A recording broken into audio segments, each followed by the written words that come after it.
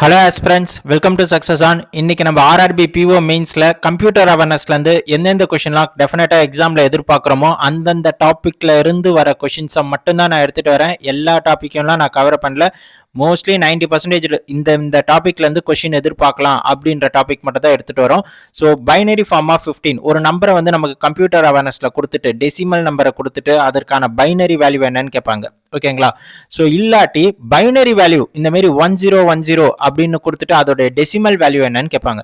So 15 binary value என்ன அப்படின்றத நீங்க சால்வ் பண்ணி கமெண்ட் பாக்ஸ்ல கமெண்ட் பண்ணுங்க மக்களே. ஸோ பைனரி டு டெசிமல் எப்படி மாத்தணும், டெசிமல் டு பைனரி எப்படி மாத்தணும், மெமரி ஸ்டோரேஜ் ஸ்பேஸ் அப்படின்னா என்ன, எத்தனை பிட்டு சேர்ந்தா ஒரு நிபிள், எத்தனை பிட்டு சேர்ந்தா ஒரு பைட்டு. ஸோ இதை பத்தி எல்லா இன்ஃபர்மேஷனும் வேணும்னா கீழே டிஸ்கிரிப்ஷன்ல லிங்க் கொடுத்துருக்கேன்.